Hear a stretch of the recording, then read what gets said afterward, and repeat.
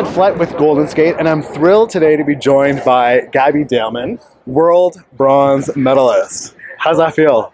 It still hasn't sunk in yet, I'm going to be totally honest. I hear it every night when I'm doing Stars on Ice, and I'm like, oh my God, this is actually a reality. I still feel like that 14-year-old girl, like just stepping onto the scene and everything. I don't feel that yet, so I keep telling my coaches, because they always ask, I'm like, ask me in like August when everything's over. I might feel it. Right. So as you said, it's the Stars on Ice tour. This is the Hamilton stop, and tonight is the show filming stop. So a bit of a additional sort of edge. This is your first time on the tour. How's it going? How do you like being part of the cast of Stars on Ice? It's a blast. I mean, I saw it when I was a little girl, and I said to my parents, like, I want to be there one day. I want to be on the Stars on Ice tour. And so just getting to be on the other side of it and skating for all my friends, my family, my wonderful fans who are so supportive, it's just absolutely amazing. It's such a dream come true for me. Okay, and how many numbers do you skate to? Like, I know there's group numbers and you have an individual number. Yeah, so we all do the group numbers, and then I have 2 individual solos. So one is called Gold and the other is called Confident. Okay. So they're 2 totally different things. One's like really strong and powerful, and the other's like soft and delicate. So it shows 2 totally different sides of me, but I've gotten so many great feedback and compliments on both programs, so I'm very happy with how everything's going so far. Excellent. Now, they say that, you know, show skating and skating this regularly in front of an audience can really improve one's on-ice presence. Are you feeling that? Do you think that you can channel and take some of this into the Olympic season with you to improve your skating and those component scores even more? Definitely. I'm feeling more comfortable every time I go out to do the show here, and just more shows in general and competition. I'm feeling more and more comfortable going out and skating, not only in front of like huge audiences, but the judges, my friends and family, and just knowing that there's so much support, and you can see it every night that you do a show. There's so much love and support. You have so many wonderful fans. So it just gives you that extra little confidence boost, especially going into Olympic year. It's really good to have. And what has the reception been like for you now as a world medalist? It's been out of this water. It's undescribable. The amount of people and girls that have come up to me and said they look up to me, especially with the video of my past coming out at Worlds and everything. So just knowing that I've helped little girls since that video came out and since Worlds has just meant the world to me, because you do struggle as a kid when that happens to you. But knowing that I've had little girls come up to me and say because of that, they have now talked to their parents and they have now like stepped up and come to that. So that's really touchy for me to know that. That's great. So let's break down last season a little bit. You started out strongly, but sort of below the radar. You know, I mean, 4th at both your Grand Prix placements, an amazing short program score, broke 70, and I think that's still your personal best score from Trophée de France. So excellent. I still got like the round there, but like not just what I needed to get over. Right. But you know, a strong Grand Prix showing nonetheless. But then on the back half of the season, like, you really turned it on. First after the short program at 4 continents, and then of course that unbelievable performance in Helsinki. What do you think? Well, 2 performances in Helsinki. How did the stars align so that you were able to deliver? Let's talk about first the short program, that performance under that kind of pressure. Well, I think as you said at the beginning of the season, like a lot of people say I stayed under the radar. For me, the beginning of my season was like, things weren't going my way. I was getting way too hard on myself, and some of my coaches, my sports psychologists, we all sat down and we said, okay, we need to like turn things around and stuff like that. I said that to them. I was like, I need to turn things around. I'm not doing my job like I'm at practice in here. And we said, okay, well, what's happening? So we kind of found a way to like distract me at competition, so I'm not thinking about what I'm doing until I get out there, so I can't overthink or doubt myself or anything. And so that's what happened. And then at Nationals and Challenge, we started doing new tricks and coming up with new ideas, and they just started working. And I went into Worlds feeling confident from my short programs all season and from how my training's going, and I felt so relaxed.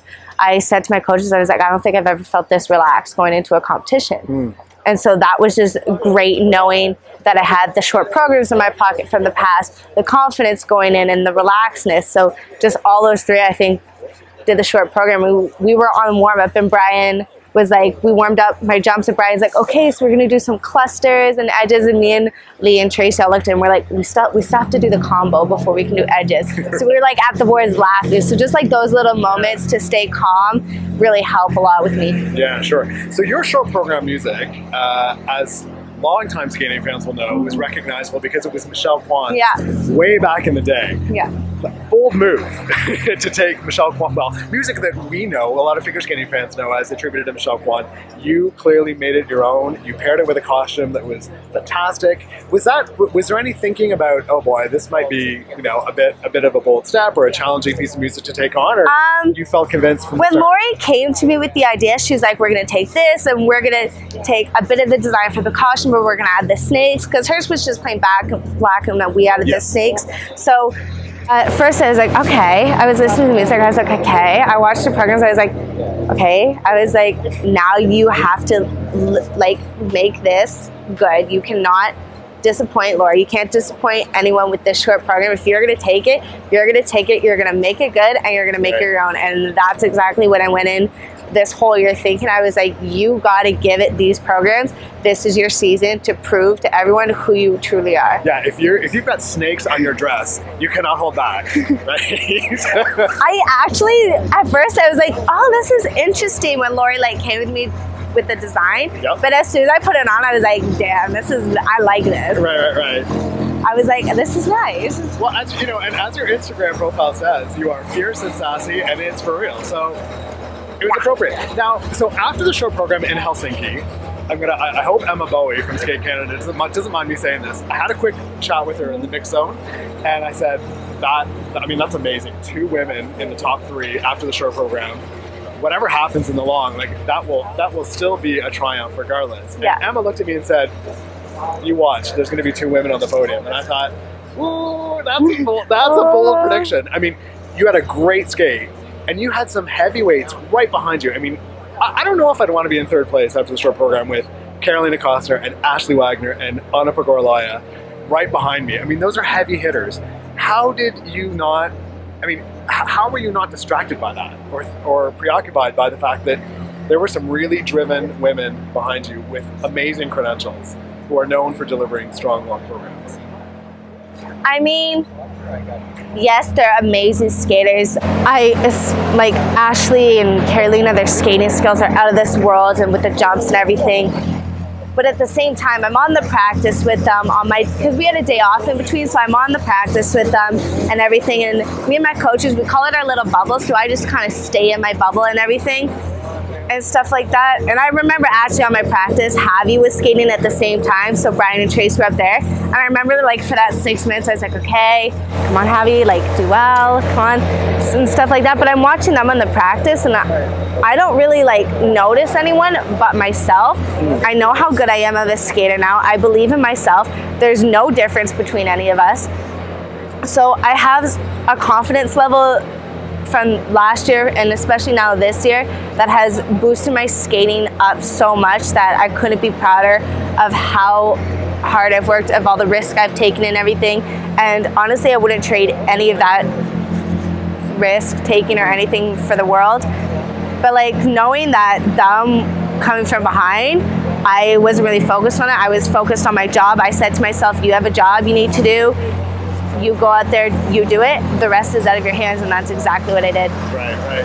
You open with the triple toe, which is like unbelievable. I mean, I think of the things I wish I could do, I think, man, if I could do a triple toe like Gabby Daleman, that would be, what does that feel like? Do you feel like you're flying, or does it just happen so fast you kind of don't know what's happening? It does happen fast, and I get the question a lot, like, how did you get it like that? What'd you do?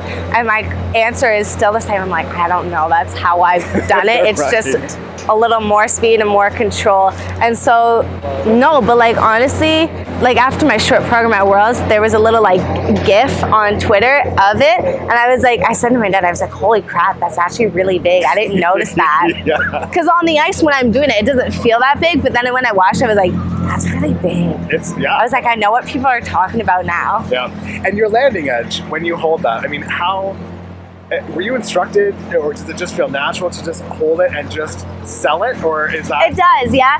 But at the same time, over the past years, like my coaches are so amazing. Lori Nickel, Brian Orser, Lee Barkel, Tracy Wilson. So when I have Lee, I'll do a jump, like I'll do a triplets, and he'll be like, hold, and then it'll be like triple toe, and I'm like, what?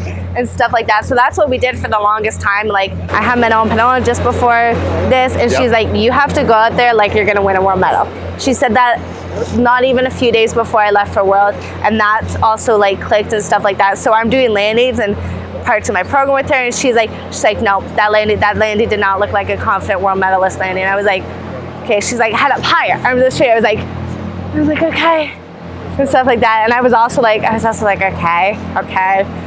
When she said skate like a world medalist, I was like, huh? Right. No, but like just those little things. Ticked. You did it. World medalist. Hello. Yeah. Now, so any of the doubters, skeptics, haters who thought, it was a bit of a fluke. It was, she got lucky. Weeks later, you followed up a World Team Trophy with, again, clean short program, score over 70, clean long program, personal best score in the long program. How hard was that to perform? Did you feel the pressure of being the world bronze medalist and expectation around you? Actually, I did feel the pressure going into the competition, but then once I hit my starting position for that short program, I said to myself, I was like, the short program, you've been through such lows at the beginning of the season and such highs, like, end with it the way you want to do it what you do every day in practice, and go out and do it. And I remember for the long program, I like to, me and my coach play Jenga, which is like, I lose every time except for Worlds. I won at Worlds out of 6 games. But I skated third, so we didn't have the time. So I put my music in and I'm dancing, and my coach Lee's looking at me. He's like, oh my God, why? And I'm just like, yes. And he's like, okay. And I said to myself, I was like, okay, you're gonna go out there, you're gonna do this long program, you're gonna get a season's best, and you're gonna end with it on a good note. And that's exactly what I did. I couldn't be happier with how things went, because I came back from Worlds and I have my training mate, Javier Fernandez, doing new programs and taking some time off. Dylan Lubar, doing show programs to everybody. Everyone wasn't really at the rink, but they were, but no one's doing programs, and everyone's laughing and staying at the boards and what are you doing? I was like, don't talk to me, I'm warming up for a long. I was like, I'm doing a program. You guys are and stuff so it was hard, but at the same time, you're like, okay, if you're gonna go do this competition, do it right and go and nail it. You're like that university student that still has 1 or 2 more exams after all their friends are done, and you're like, stop distracting me. I know. In the off season, for me, there's 3 things that I'm always curious about a skater. If there's any coaching changes or training changes that they're going to make, if they've decided what their music is going to be for the following season, and what their Grand Prix placements are going to be. So any training or coaching changes that you're thinking about, or any differences in your approach to training that you're going to take on in this offseason? No, we're going to be taking it day by day, focusing. We're doing a lot of new jumps with a lot of new transitions, and we did that last year too with the new programs, and you always see okay, what would be good for this year? What are we going to do? Should we do this transition? Should it go in this order? So you always kind of figure out what you're going to do, and then stuff like that. And then for new jumps. New jumps? Can you tell us a bit more about some new jumps, or? All I can say is it's going to be a surprise, and I'm looking forward to them. Well, this is great because, it seems in ladies figure skating that Evgenia Medvedeva has taken the bar so high, and most of her jumps take place in the back half. The short program, everything's in the back half. The arm or both arms are over the head all the time. Are those things that you are trying to sort of replicate or introduce to your skating, or do you kind of look at that and think, that's amazing, I don't know that I can catch her, she's in just a different tier? No, there's videos of me all over the internet with me doing the rip-on from Sal all the way to Lutz, with Lutz toe, flip toe, and everything, and I've done them in competitions and stuff like that.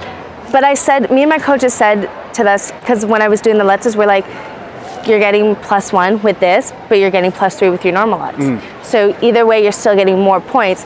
But she's such an amazing skater, but yes, she's doing all those jumps, but I know if like I keep doing my stuff and I keep improving the way I am, I can be there too one day. Awesome. So the second thing, have you thought about music for next year? Is that already in the works? Yep. Is it already locked down? Lori Nickel has had my long program since January. I have no idea what it is, so I can't give any spoilers. Okay. But I did find out my short program this week, and I'm super, super excited with it. It's going to be so good. It's fierce, it's sassy, it is so me. It's going to be so great. I'm looking forward to seeing what everyone thinks of it and how it's going to come to life. Okay, so do you have this sort of trusting relationship with Lori that she chooses the vehicles and the programs and you run with them, or are you involved in some way at the beginning to give input?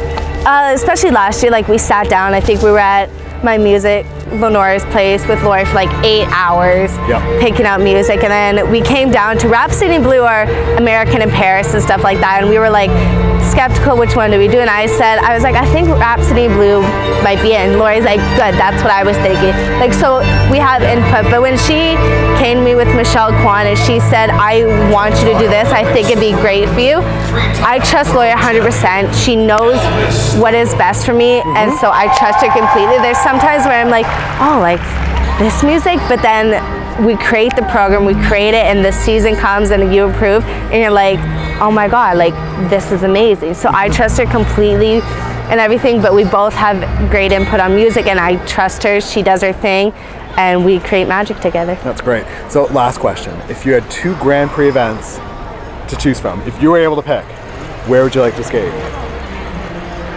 I would love to skate in France again. I absolutely love going there. It's an excuse to go back to France. Hey, who doesn't love Paris? I know. Yep, I'm there.